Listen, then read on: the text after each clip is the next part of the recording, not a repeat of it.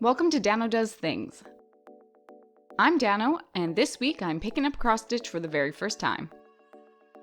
I'm going to be doing up a couple of pretty simple pansy flowers and just trying to get the basics down.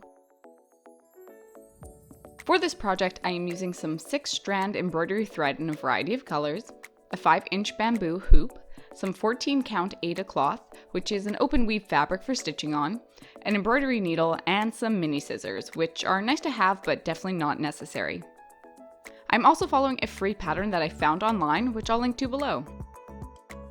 Altogether, not including the scissors, this all cost me about 15 Canadian bucks, and I ended up with a ton of leftover thread and quite a bit of Aida cloth as well, which isn't that bad. Like a lot of crafting and hobbies, cross stitch is pretty easy and cheap to get into, but can easily take up a lot of your time and money if you start really getting into it. Now, I did read a simple 1-page beginner's guide to cross stitch, which again I'll link to below.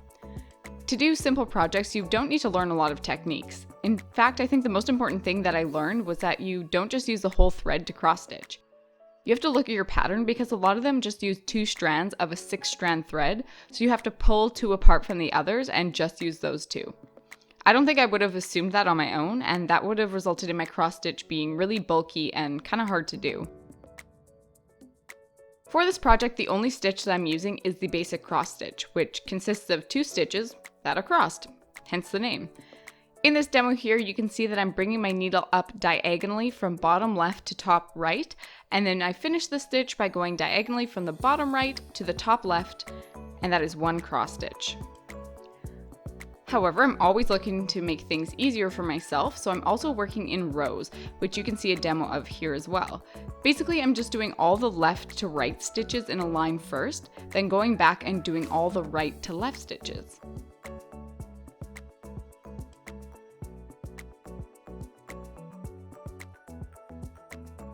There are other stitches that come into play like half stitches, back stitches, and French knots, but for today I'm just trying to concentrate on the simple cross stitch, making sure my stitches are even and that I'm keeping tension throughout. While working on this project, I wasn't really starting my threads off properly, but I think I was finishing them in a proper manner. Once I was done with a color or I was starting a new thread, I would run my needle underneath the last few stitches on the back of my fabric, basically tucking the end of the thread underneath. I've heard a rumor that knots are kind of frowned upon in the fancy stitching world. It's very Victorian of them. If you are one of those fancy cross stitchers who has happened to stumble on my beginner project here, let me know what the most useful or helpful techniques are that you know so I can add them to my repertoire once I start on bigger projects. For now, I am sticking with short and simple projects, at least until I get a little more confident in my techniques and therefore my speed. When I was looking for a pattern to do this video, I had originally stumbled onto a really lovely floral piece and had even gone so far as to buying the thread for it, when I realized that it was listed as a 10-hour project. I really severely underestimated how much time cross-stitching actually takes. I already had such a respect for people who create those amazing and intricate cross stitches, but now having done it for like an hour, it's just added a whole new level of respect. I'm not sure if I'll ever be able to take on a 100-hour cross stitch project, but you never know.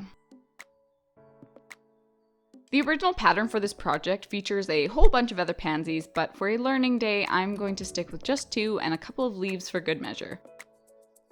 I'm already thinking ahead to what I'm going to cross stitch next, and I will be happy to incorporate a few of the things that I learned both while filming this and then doing a bit of research afterwards. I'm going to work on how I start my threads off because I've read about a few methods that I'd like to try and see what works for me. I also read that you should be working from your darkest colors to your lightest colors, and I didn't quite follow that rule here. I also never checked to see what size of needle I was actually using, and while I'm not sure how much of a difference that actually makes, I should probably look into it. But like I said, I'm just starting out, and learning is really what this whole endeavor is all about. I may mess up a time or two and not get everything quite correct the first time, but I'm sure if I keep at it, I'll see improvements. I hope you enjoyed this video. If you've never cross-stitched before, maybe this will encourage you to give it a try. It really is pretty relaxing, and I didn't even stab myself with a needle at all. And if you are a cross-stitching expert, please don't look too closely at the second pansy. I may have read the pattern wrong and missed a couple of stitches. Either way, please subscribe to Dano Does Things, and we'll do something new next week.